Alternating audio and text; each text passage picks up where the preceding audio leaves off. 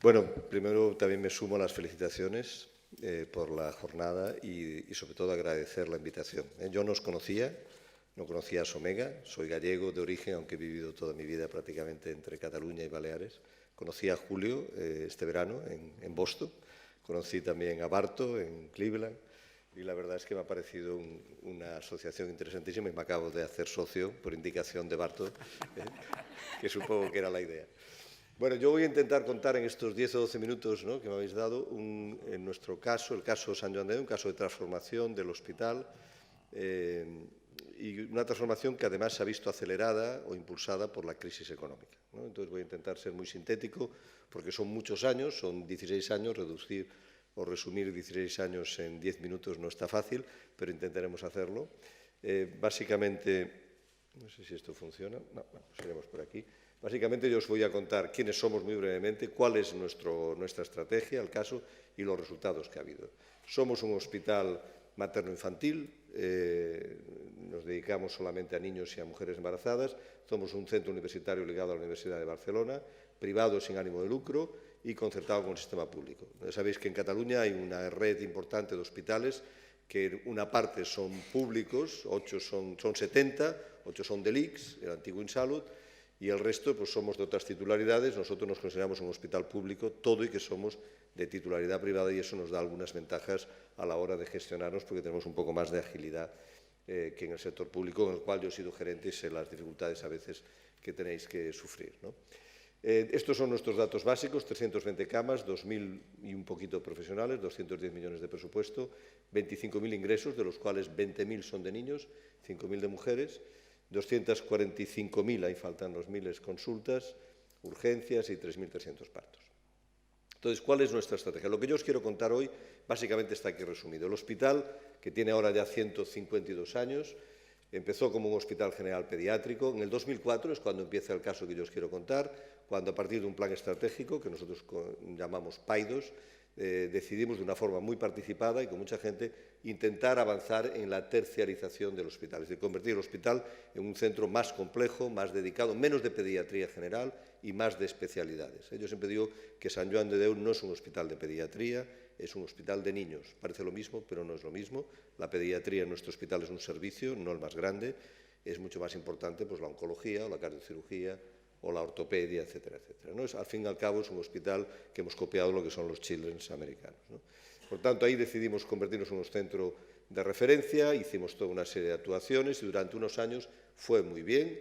Tuvimos la confianza de la autoridad sanitaria, la confianza pues, de los propietarios, de los hermanos de San Juan de Dios y la confianza de los profesionales. Las cosas funcionaron, crecimos y hicimos avanzar mucho pues, todo lo que eran especialidades terciarias. Hasta que llegó la crisis, la gran recesión, y con la crisis tuvimos que frenar el proyecto, reducir plantillas, reducir salarios. Sufrimos, supongo, lo que hemos sufrido todos los hospitales en España, pero con la dificultad añadida que nosotros no podíamos bajar el salario por decreto, porque somos un centro privado, tuvimos que frenarlo o bajarlo por acuerdo.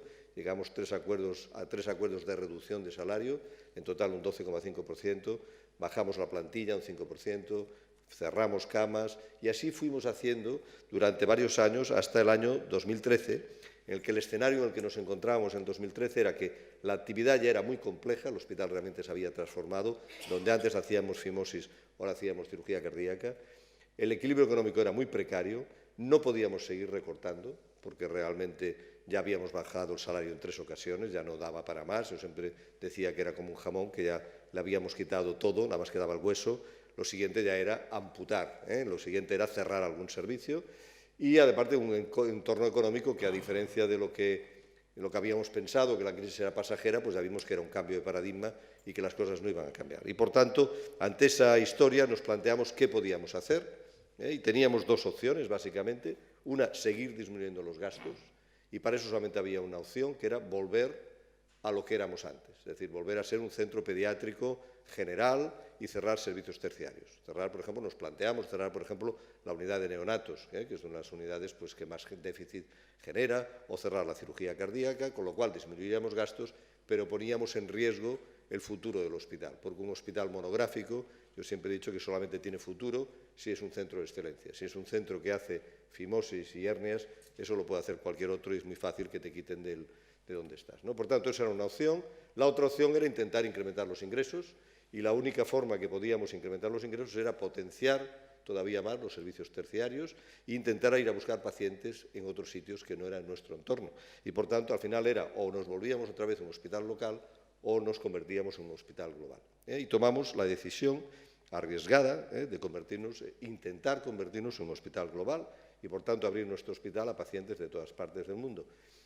La situación, si tuviera que resumir todo ese periodo, fue una situación, la palabra clave sería riesgo. Realmente fue una decisión muy arriesgada que generó mucha controversia, incluso en el propio equipo directivo, parte de mi equipo, por ejemplo, la directora económica, no sé si aquí hay directores económicos, pero ya sabéis que suelen ser pesimistas por naturaleza, ¿verdad?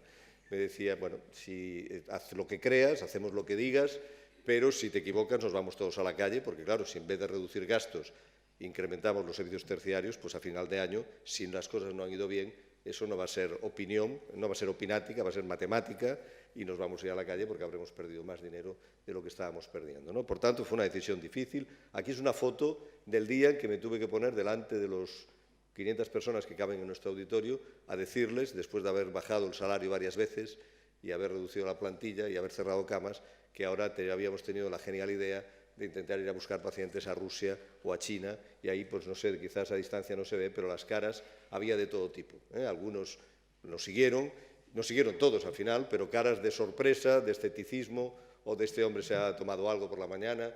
Realmente fue una situación muy compleja, pero bueno, al final tampoco teníamos muchas más opciones, y la opción era o volver para atrás y volver a convertir en un hospital local y poner en riesgo el futuro, o intentar esa aventura que era intentar pues, crear un departamento internacional e ir a buscar pacientes. Después os comentaré los resultados, ya os avanzo que los resultados han sido positivos, pero a mí lo que me gustaría compartir con vosotros, que creo que es lo que puede ser de interés, son cuáles han sido los elementos clave para que eso haya salido bien, porque realmente ha salido bien, ¿no? Y yo creo que básicamente son estas tres cosas que ahora después explicaré.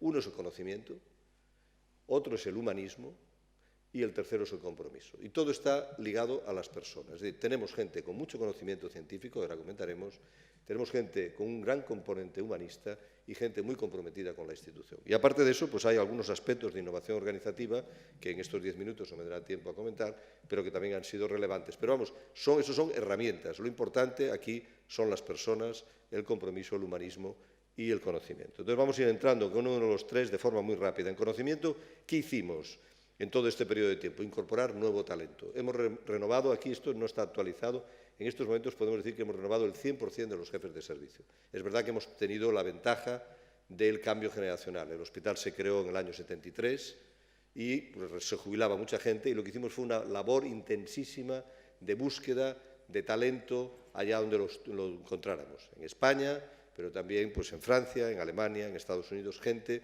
que estaban fuera y que estuvieron dispuestos a volver. Por tanto, eso ha sido una de las claves, el talento. La otra clave fue la priorización. No podíamos ser buenos en todos, no podíamos intentar competir a nivel internacional en todos los servicios, y priorizamos estas 6 áreas: el área del corazón, la neurociencia, la oncomatología, que probablemente es el motor más importante del hospital, la ortopedia, la medicina fetal y las enfermedades raras. Aparte de eso, hicimos todo un esfuerzo de innovación terapéutica, muchísimas técnicas nuevas, arriesgadas, en algún momento sin financiación, que pusimos en marcha. Aquí pongo, por ejemplo, pues eso, el CAR-T, ¿no?